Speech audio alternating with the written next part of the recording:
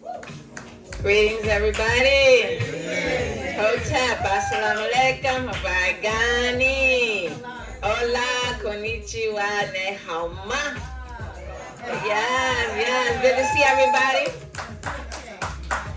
I am Dr. V.S. Chochezi of Straight Out Scribes, and it's my honor, my privilege, my pleasure to bring up Mama C tonight. I'm going to tell you a little bit about her from her written bio, if you didn't get a chance to read it, and then I'm going to tell you a little bit about how I know her.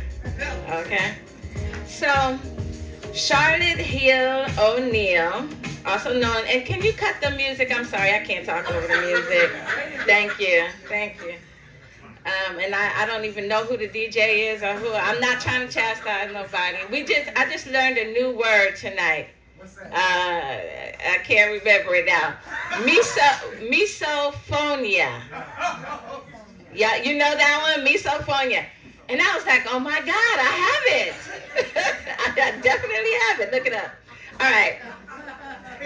Charlotte Hill O'Neal, also known as Mama C, and Iya Osotunde Fasuya, is an internationally acclaimed visual artist. Now that don't really tell you much, right? So when you look at this sister, you can tell she's an artist, right? But just imagine like going into a courtyard and seeing, bigger than life-size statues, sculptures surrounding the courtyard, paintings, mosaics, you name it, whatever kind of art form, she do that.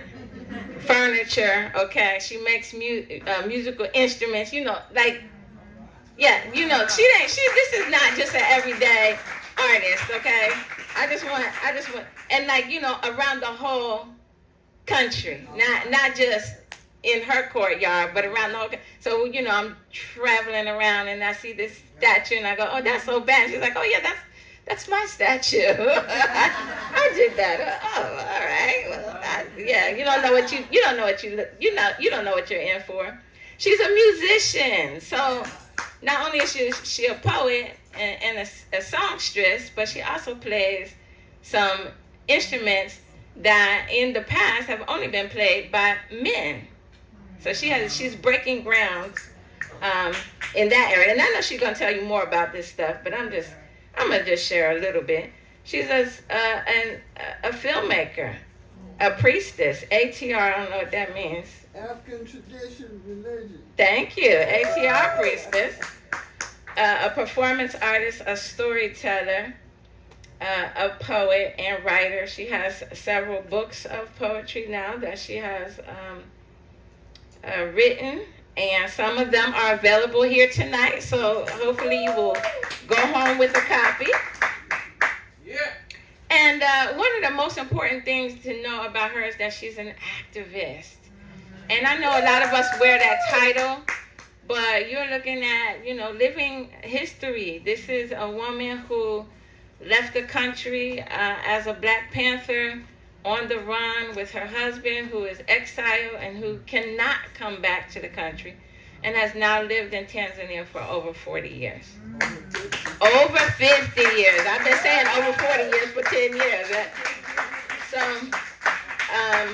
and I'm sure she'll tell you more about that. And hopefully we'll get an update about her love of over 50 years, Pete O'Neal, the founder and former chairman of the Kansas City chapter of the Black Panther Party. There's more, and if you want to know more, she's all over the internet. Just Google Charlotte Hill O'Neal, Mama C. Now, I would tell you that I met Mama C in 2000, who knows, 4, 5, 6, something like that. And I said to her, I've never been to Africa. I've always wanted to go to Africa. And she said, well, come on. Mama said, I've never been to Africa. She said, come on. And I said, what? Well, I thought, And then Gail over there said, well, let's talk about it. And next thing I knew, I was on the plane. Oh, All right. Got to visit East Africa in 2006 to stay with Mama C at her place. To see a lot of Tanzania, Kenya, because I met folks while I was there who were from Kenya. And they said it's a 5-hour bus ride, $20. Come on. So, they showed me around Kenya. So, yeah, I've known Mama C for over 10 plus years. 2006, 2006, what 15 years, something like that. Don't start me on the math, okay? The math journey. And she gonna, give you something to think about tonight. So, y'all give some love to Mama C.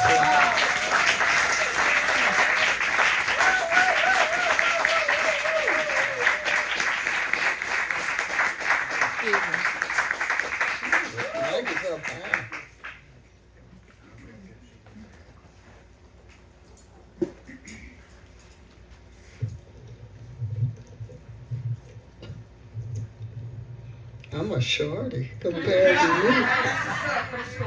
I love your words, brother. Yeah. And I wasn't jiving when I said, when I see you, you're beautiful. Black. Brother. You family.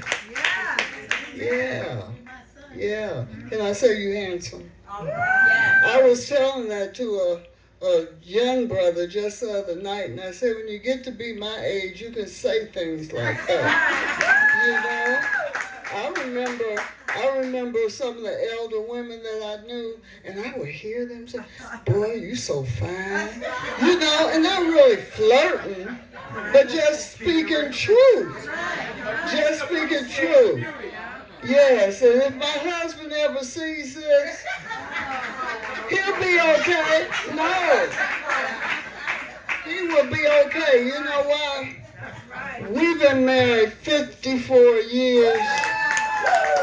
54 years. And some of that is based on trust. And he know I ain't gonna do nothing. But I can admire beauty. And I do.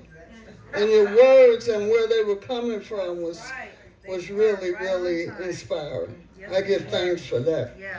Yeah, and I'm not going to really go into my history so much and all that, because we're actually here to do poetry, ain't we? And like you said, there's plenty of stuff on the internet. It is. I'm not your elder, but you got my permission to say whatever you got to share and say. All right. You want to say, and I'm proud to be a Black Panther veteran. And that's why I'm here in Sacramento and in Oakland, because we are celebrating the 57th anniversary of the founding of the Black Panther Party. And that's a big deal. That is most definitely a big deal. I'm going to share some things with y'all out of this book that I haven't shared in a long time. And everybody's grown in here. And, no, don't say uh-oh. Don't say uh-oh. But it is an erotic poem. But it ain't what you call dirty. Because I don't do dirty.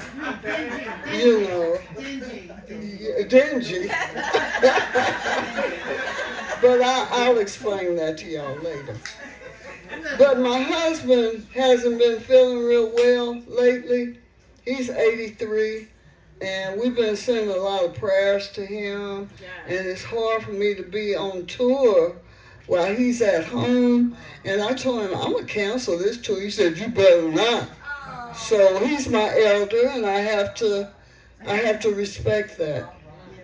But I've shared this, and this ain't the erotic one. But I've shared this poem at several venues. I've been touring since September 1st. And I go home November 7th, and then if he's fine.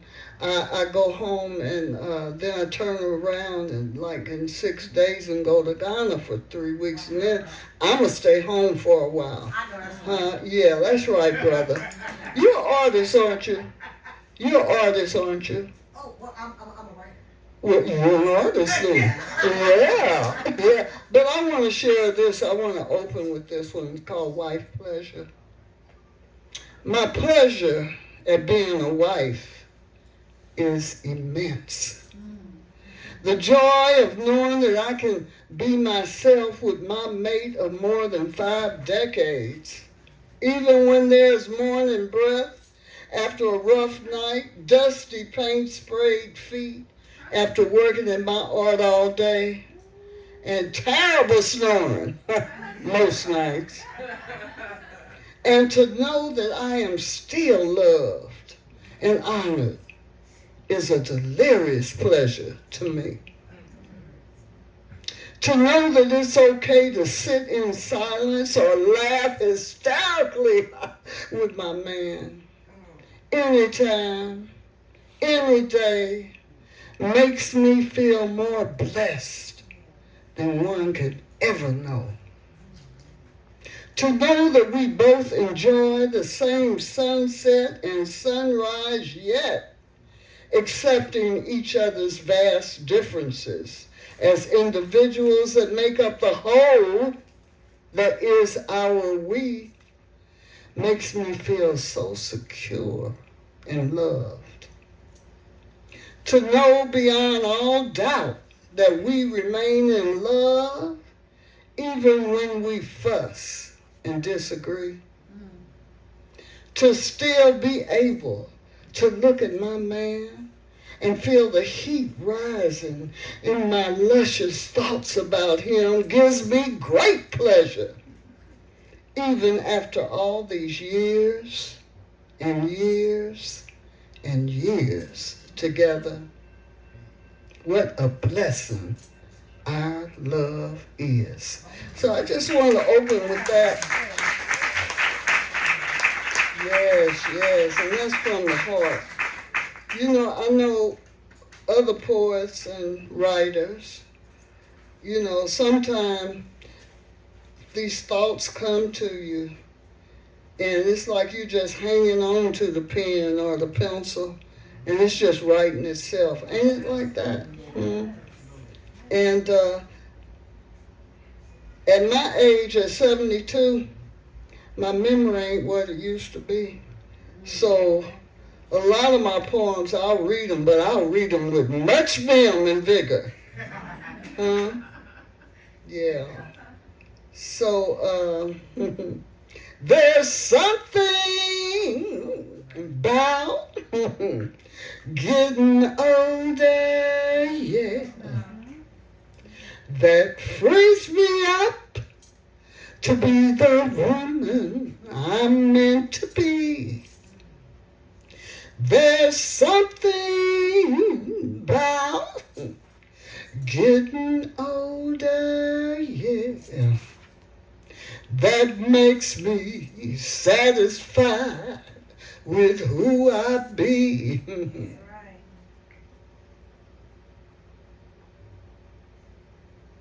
It makes me look in the mirror sometime and love the reflection that's staring back at me. Can y'all do that? Do y'all look in the mirror and love what you see? Yes? If you don't, do it. Because we all got that beauty and that joy and that love and them blessings in we. There's something about getting older that frees me up to be me. Mm-hmm. Yeah.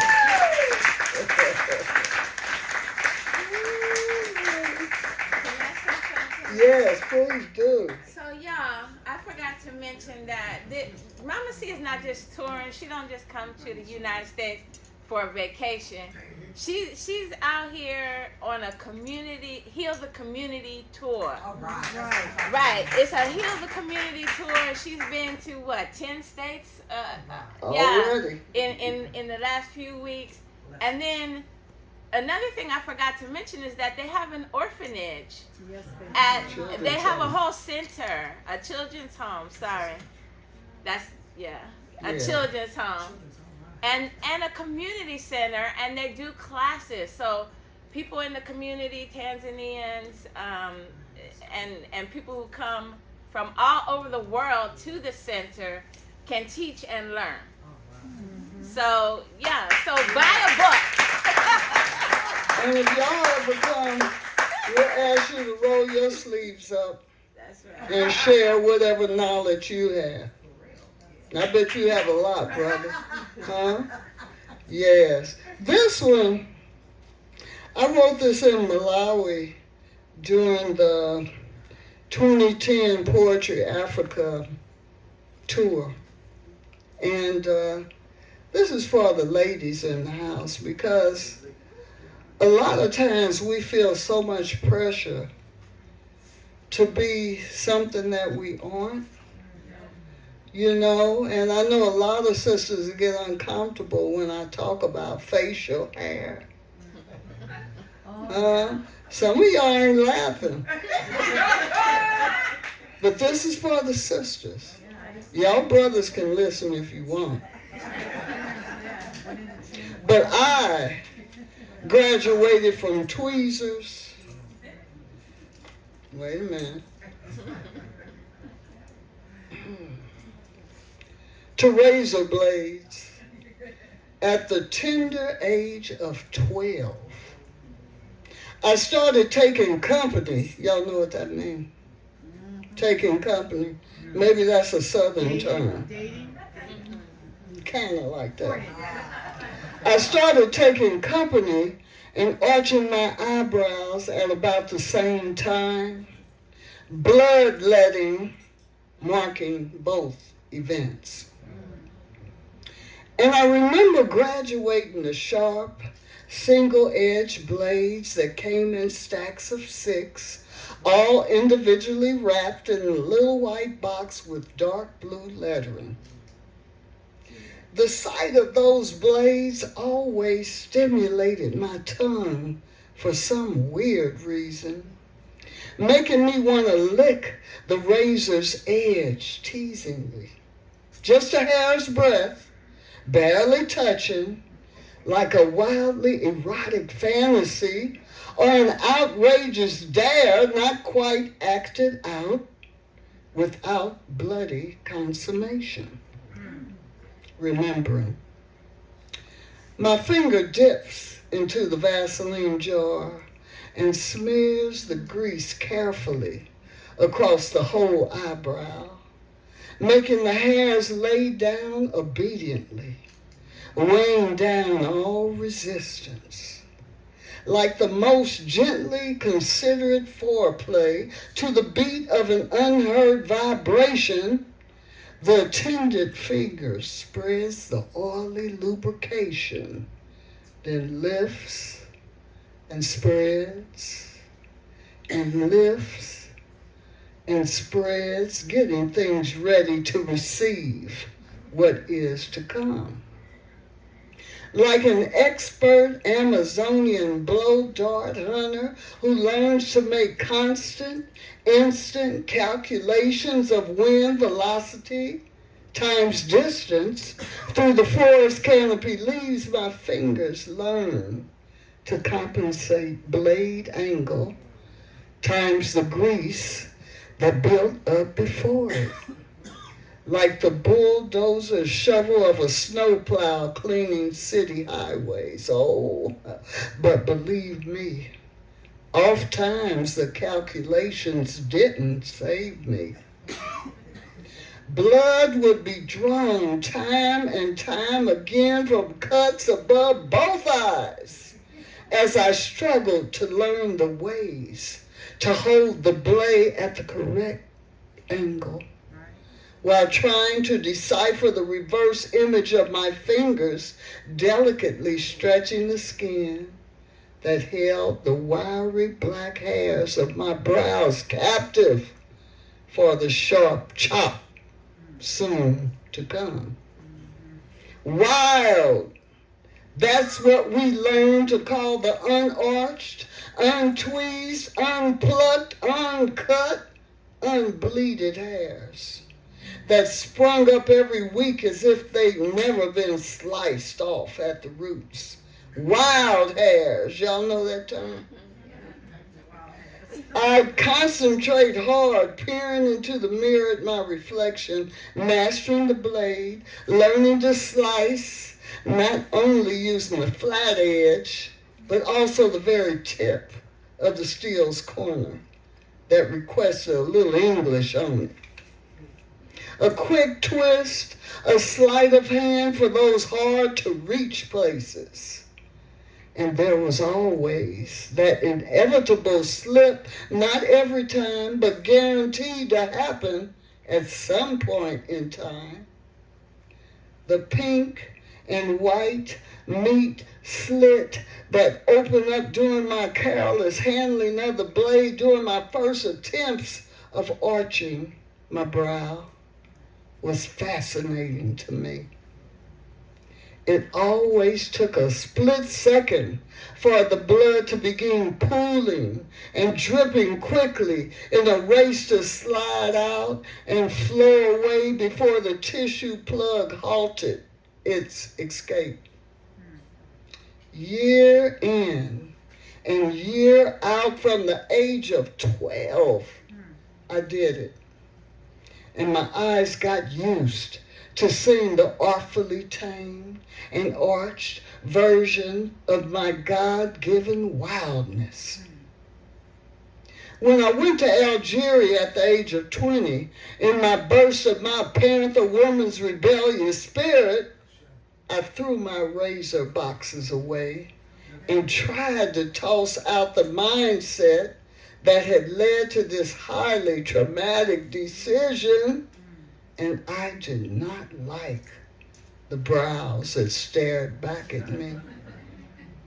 Like an anorexic mind deceiving 75 pounds into thinking it a 200-pound reality, my relatively sparse, naturally curved eyebrows screamed at me with a wild woman's I don't give a damn what anybody thinks voice and attitude of Frida Kahlo, the ultimate brow warrior. And it took me years and years and years to listen, but listen, I did.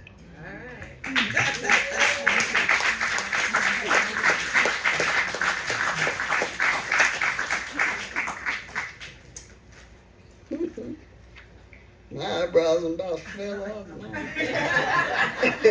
But that's all right. It's all good. You know, nobody ever told us how it is to be an elder woman. I've never had lessons for that. We need some kind of coming of age ceremonies the way we do the young people. We really do. Yes, we do. Okay, here's one that's kind of erotic.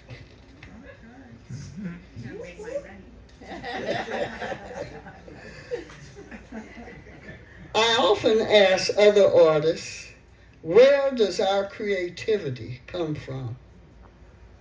Is there a thread of creativity that rings the planet and feeds the universe, and we are able to somehow latch on to that creative thread and run with it? Or is it simply a part of our inherent DNA, a tangible example of the Creator's touch? Or what the heck is it, and where does it come from? The following story poem, Red Cockatoo Feathers, brought out the erotic, surrealistic nature of my creative spirit. During the Poetry Africa 2010 tour, of which I was blessed to be one of the poets and musicians, we were given a challenge to write an erotic poem for an anthology of erotica from Africa by one of the participating poets who was also a publisher. I took up the challenge, and the story poem took on a life of its own. And before long, I found my pen. Yes, I wrote in the old-fashioned way, nearly writing by itself, almost independently of my consciousness. It was as though I was simply holding on and enjoying the ride. I was elated and a bit relieved when the poem was so well received on stage at the Elizabeth Snydden Theater at the University of KwaZulu-Natal in Durban, where I debuted it. Little did I know that there would be about 75 secondary school children there to receive a Poetry Africa award along with their parents and more than a couple hundred poetry lovers in the audience.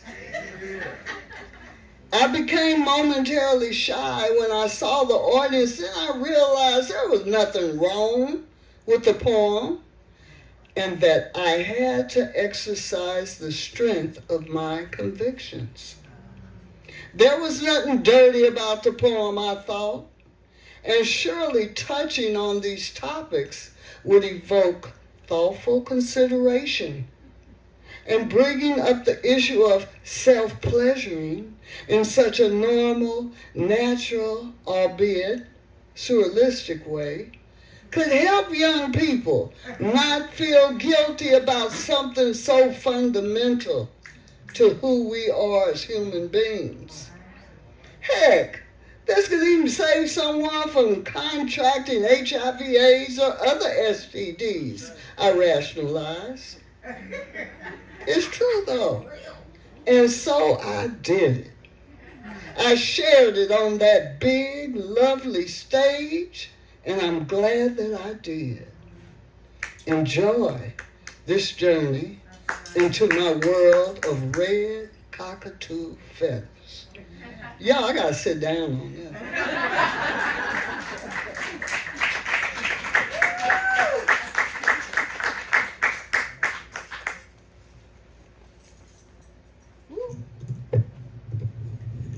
Yes, thank you. And this one, I want this to be one of my next feature-length films.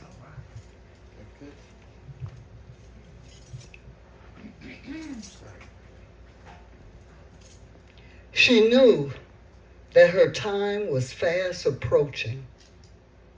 The disease had spread too far, and the doctors gave her no hope. They sent her home to live out her last months, weeks, days, but she was happy and content and was blessed that she could control the time and manner of her transition. She had swallowed the full bottle of pills, the tiny pink ones that would help her to sail on out of her life on a gentle note. And her last cup of honey sweet jasmine tea had been drunk. She takes out her brightly painted little treasure chest box full of her best herbal remedy and chocolate-flavored Rizla papers. And she rolls the last of the giant-sized spliffs that had been such a comfort and ease for the pains that had racked her body for the last 6 months. And she lights up, inhales, and heads for the joy of her garden filled with veggies and flowers and stones and herb. She sits on the stone bench slab, relishing the coldness of the hard surface against her uncovered, pantyless mound. She had stopped wearing the thick cotton panties she'd favored since she was a little girl after attending a woman's sexuality retreat more than 40 years ago somewhere up in the mountains of upstate New York, where she'd learned so many new things about her woman's self, including the fact that her down there needed to be able to breathe and feel the sunshine and wind on a regular basis. And that's when she discovered the joy of waxing her polished hardwood floors on her hands and knees with the double glass kitchen doors thrown wide open and her thick cotton panties thrown in the corner to feel the wild licks of wind on her unfurled, uncovered mound. And now she sat and smoked and felt the pills start to take her, and she knew her time was near. Everything was magnified, every memory, every smell, every sound. And she isolated that tap, tap, tapping sound of the water fountain she had found at the flea market, a sound that always took her back to memories of a red-tailed cockatoo tapping at her window nearly 70 years before. And she smiled. And she pulled out the red cockatoo feathers that she loved to tuck into the crown of her locks and stroked them and smelled them as she had continued to do every day since she was 9 years old and discovered the offering of feathers on her windowsill. She shivered and felt her now thinned and loosely wrinkled skin grow spotted with goosebumps of pleasure at her childhood memory of the sound that had caught her attention one morning during what had become her daily ritual of gentle, tentative, clumsy-fingered explorations of that part of herself she had learned was named down there.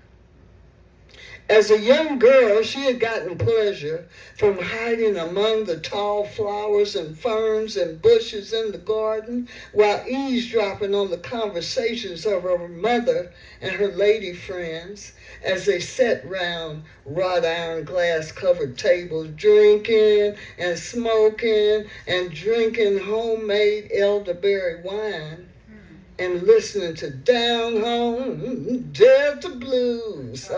She'd lower her voice, but continue to laugh out loud when they'd spot her crouching among the tall pink zinnias, trying to hear and understand what the secret conversations were about. So all she could barely decipher were half-heard words and whispers like, down there. Yeah, girl, what? Sure enough, I ain't lying. Down there, girl, no he didn't. Yeah, girl, yes, he did. It was only later that my cousin visiting from Michigan schooled her, and she finally was clear of where down there actually was.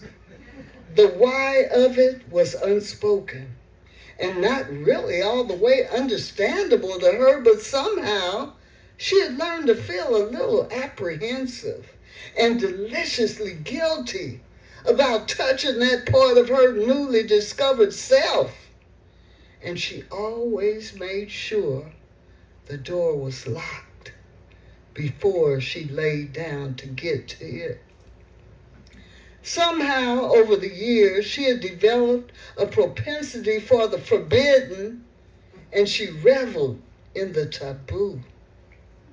She even loved the way that 5-letter word rolled around inside her mouth and the hot cinnamon taste of the sound that always started a tingling vibration that began in the middle of her tongue, traveling the meridians of her core to land smack dab in the middle of that part of herself she had continued to call her down there. She caught her breath when she got up from the now warm stone bench in the garden, dizzy from the pills that were rapidly doing her bidding, and she knew it was time to go and lay down in her bed with her memories and her feathers. She didn't want them to discover her body in an untidy heap in the garden. She wanted to be found with her feathers in the middle of the bed in her room, in the house she had grown up in, been married in, birthed her 4 children in, held the wake for her mother in, wiped the dribble from her Alzheimer's afflicted father lips in, fled the rage of her drugged out husband in, and now the house that she would herself lay down by choice and die in. And she smiled wide and licked her lips at the precious little girl memory of that red-tailed cockatoo that had tapped seemingly, urgently at the glass pane of her window. She had watched it from the bed of her daily ritual explorations as it dipped its wet red beak repeatedly into the tufts of its feathers, wetting the beak with its black, sharply pointing tongue, dipping its head as it pulled each feather through the beak, wetted and pulled, wetted and pulled, wetted and pulled, and then the bird suddenly stopped and looked her square in her face, and it winked and it smiled at her. It actually smiled, and that smile and that wink had pulled her into another state of being, a magical place whose recollection became her periodic refuge throughout her long life.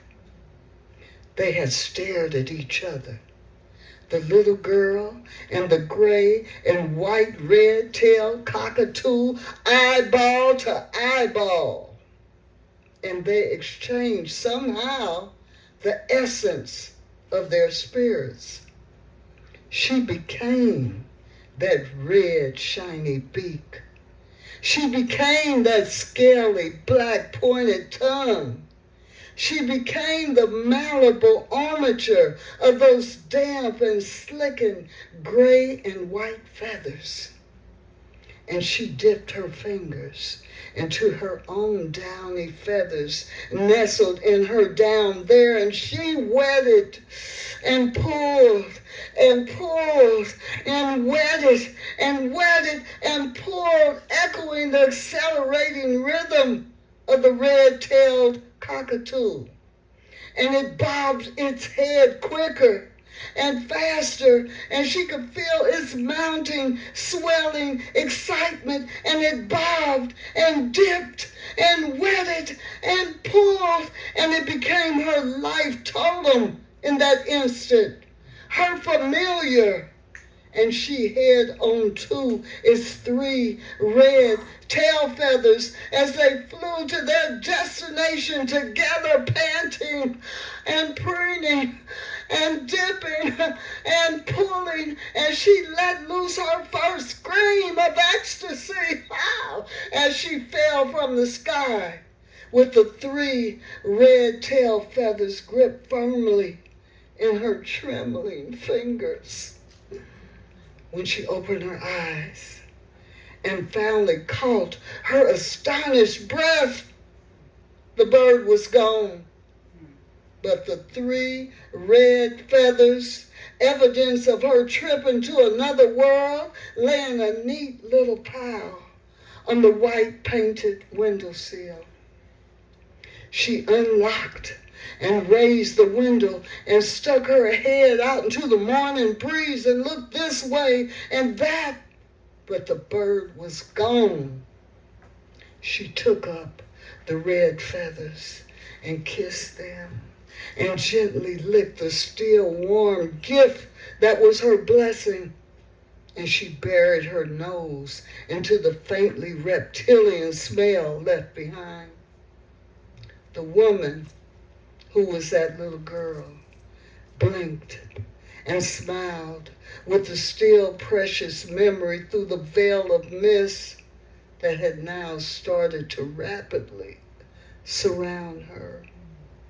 And she knew that her time had arrived. The light at the end of the tunnel that she'd always heard about was rapidly enveloping her, and she lays down squarely in the middle of her bed. She tucks the blessing of her 3 red tail feathers gently into the damp moisture of her now sparse and fully gray down-covered mound, and she sighs in contentment, and in her mind she locks the door behind her for the very last time.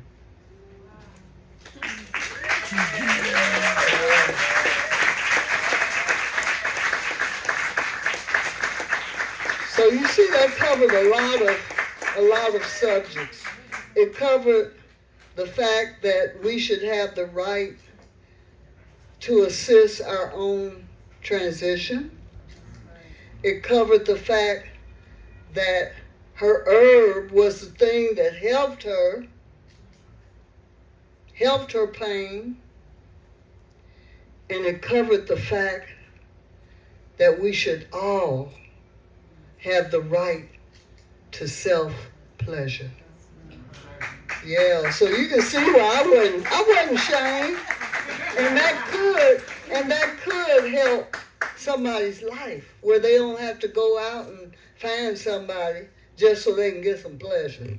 So y'all remember that and teach the children that gently.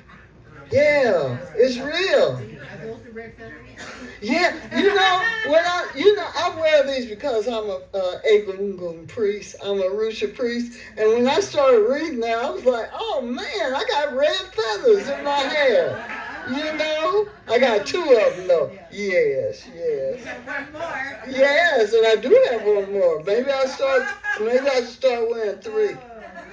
If you're going to read that, yes. Yes. We can use our own imagination. Yes. About you. Yeah, okay. Hey, it's all good. Yes. So, I got a standing ovation when I read that. You know, the parents, the children, everybody. So, I was very satisfied. Yeah. How much time we got, Patrick? Well, I ain't. I gotta get up at 5 o'clock in the morning and go to the airport. You can go as long as you want. Okay. All right. Thank you. Do y'all have any questions so far? Okay. Well, I'm gonna keep on. I got another one here. Yeah, we here. Huh? We here. We ain't going nowhere. Well, I don't know. We're going to get some music, right? Yeah. Sometimes it just gets to be too much. Too much heartbreak, too much sorrow. But we must also celebrate the positive in order for us to keep strengthening each other. The violence and terror and fascism are not the only thing in our lives. We are also creatives and inventors and artists and knowers of the highest degree. That must always be acknowledged and embraced. It is who we are. We must not forget that.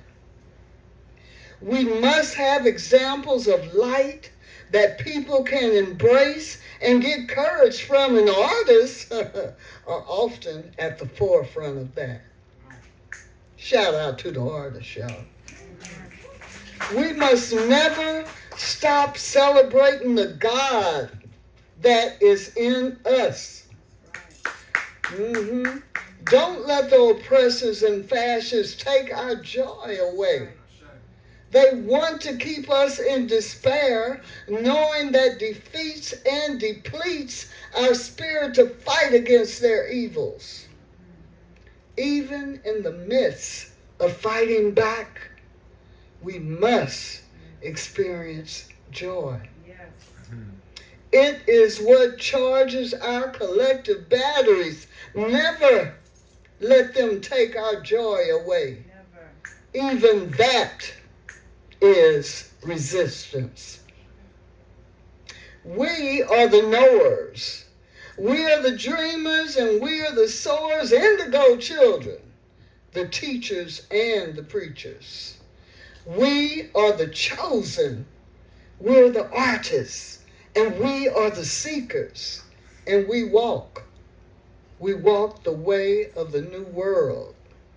Now, y'all gonna sing this with me, but I'm gonna play my instrument, and then I might call it a night. I don't know. Okay, let me do this real quick.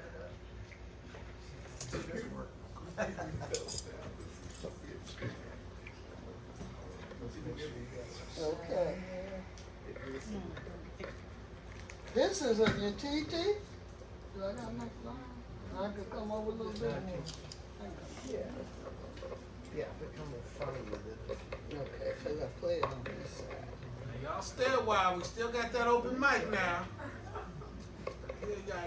What time is it, brother? Okay. So this is a this is a Natiti, and it comes basically in East Africa. You see this everywhere. But like my sister said, this was traditionally a man's instrument. This was traditionally a man's instrument, and it would be the first thing that a male child would hear, and the last thing that the male adult would hear when he made his transition. He heard in the land of the ancestors, and it was used and is still used when trying to heal people who are having mental problems. The first woman who I knew who played it was Susan O'Wheel. But before Susan O'Wheel, who was a Kenyan musician, it was a woman from Japan who was a study abroad student in Kenya, and she asked somebody to let her stay in their village. She ended up staying in the village for like 2 years and learned the language. This particular one is a Luo, from the Luo tribe, and she became very expert at playing it. And her name is doggone it. It'll come to me before I get through.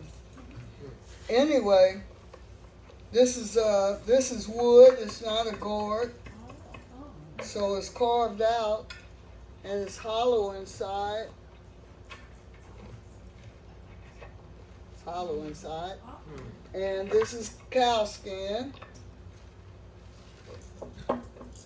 It's put on there when it's wet, and then it dries, and I even play it like a drum. Yeah.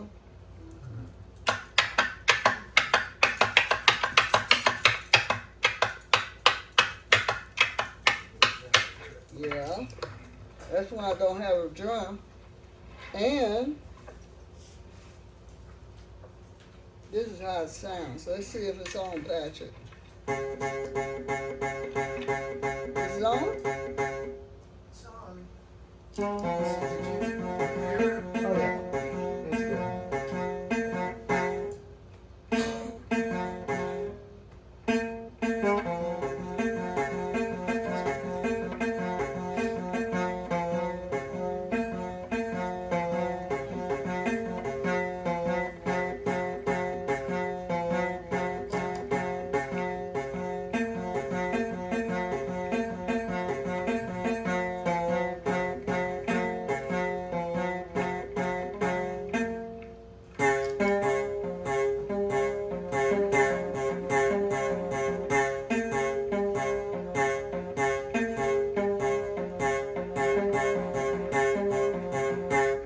That's good.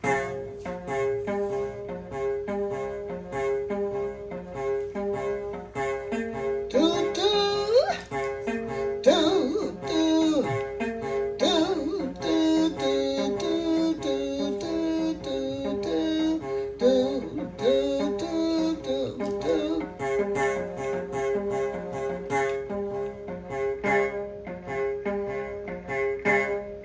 Don't give up, don't give up, y'all. Don't you give up. Life may get rough and things may get tough, but don't you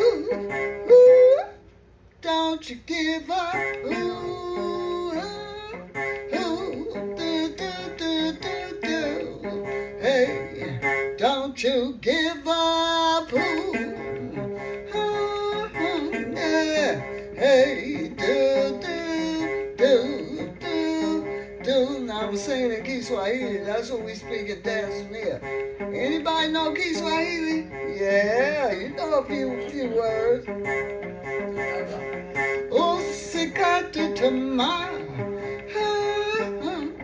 usikate tamaa. Hey. Maisha yakiwa magumu, usikate tamaa.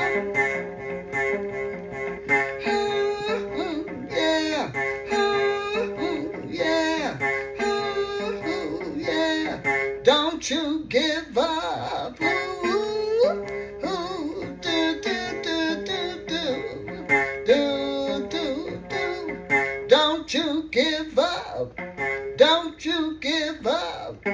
Don't you give up. Now remember, I was going to ask y'all to sing something with me. Because we're here because we want to walk the way of the new world, right? We're going to change the world, right? Huh? Okay.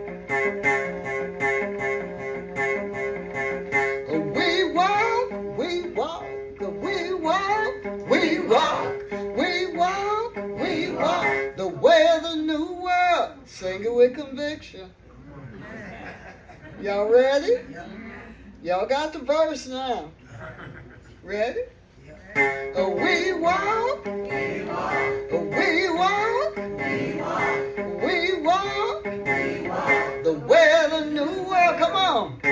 We walk on, we walk, y'all. We walk, hey, the way of the new world. The way of the new world. The way of the new world.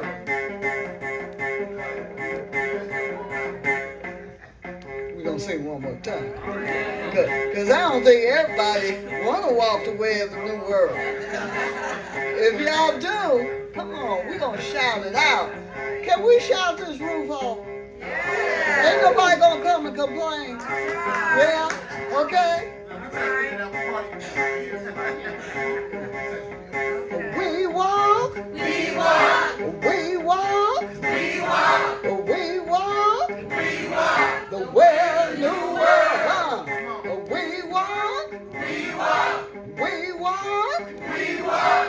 We walk. We walk. The way of the new world. The way of the new world. The way of the new world. All right. I think y'all mean it. Good thing. Yeah, one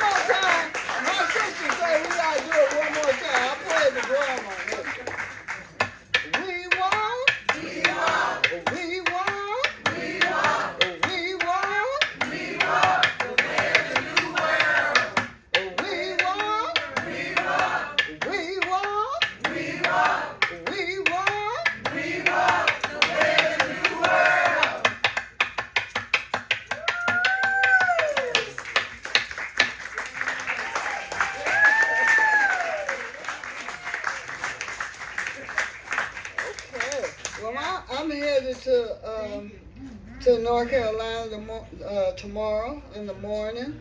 And I want to give a shout out to my host, my sister, Sister Gail Shaw, Dr. Sister Gail Shaw, who's been hosting me for the last 15 years, at least. I mean, that's my sister, you know. Yes. And she's been to Tanzania. My sister Sanana have been to Tanzania. Who else been to Tanzania? You have? Been to Tanzania. You have? Did you come to our center? Say it again. But you came to Arusha? Oh, no. You came to Arusha? No. Say it again. Say you gonna come. I'm going to come. All right. Right now. All right. Well, y'all are welcome. And when you come there, I always tell people to be prepared to roll up your sleeves. All right. And share whatever kind of knowledge you have, because that's what we do. That's right. And we have a lot of different classes, and the focus is on the arts. We have a videography class, photography classes, sewing and design. We have carpentry. We have studio recording. We got musicians in here. Yeah, so when you come, you're going to be in that studio. Yes, and we got yoga, and what else we got? It changes a lot. And we have the Leaders of Tomorrow Children's Home that my husband, Brother Pete O'Neill, founded like 15 years ago, where we have been getting scholarships for these children since some of them were like 4 and 5, and now they've grown. Some are going to university, some are in secondary school, some have graduated from secondary, and the little ones are still there at home with us. That's our grandchildren, like 30 grandchildren. We developed this land. Now I said I wasn't going to go into all the history and stuff, but I do want to give y'all just a snippet. We were pioneers in Tanzania. We're what I refer to and other people refer to as New Age Maroons, because we escaped America thinking we were going to come back in 2 years, ended up living and working in Algeria for 2 years. Then we went to Tanzania and were greeted and welcomed as freedom fighters. That was the most beautiful thing. And became homesteaders. We started building in a village called Mbasani, and we were very near the parks there, so the wildlife reserve, so hyenas would get in our space, and Cape buffalo would be run up and down the road, and antelope, and you name it, the snakes galore. But when y'all come, the snakes ain't there now. No, we used to have cobras bad, but not just us, the whole village. But as the village became more populated, the snakes and the wild, and they don't like to be around people. Do they have snake charmers down there, Mama C? Do they what? Do they have, are the African people do they do snake charming? Do they? Have snake Snake charmers, like in India. Yeah, some are. Okay. Yeah, some are. Y'all still got But in a spiritual way, not for like showing off or nothing like that. Yeah, it's That's how it started. You know what I'm saying? It was supposed to be spiritual. Yes, and people are very spiritual there, and we're in the foothills of Mount Meru. So I mean, when you first come there, you can just feel it. You know, you can you can feel the peace, and you can feel the love, and it's just a wonderful place to be. And we've been there since 1972, so you know it's a wonderful place. So when we first came there, we didn't have running water, we didn't have electricity. My husband learned how to build a windmill that enabled us to have 12-volt electricity. Brother Geronimo Jijaga, he's the one who, when he got out of prison after having been there for 27 years, gave us 10,000. Yeah, Oh, wow. he's my brother. Oh, wow. Gave us $10,000 so we could build drill for a well. And that water that came up out of the ground after they hit an underground stream coming out of Mount Meru, we're still using it. Not just us, we put taps for our community because they were having to go for miles to get water. So anyway, that has developed into what it is today, the United African Alliance Community Center, where we do everything I was telling y'all about.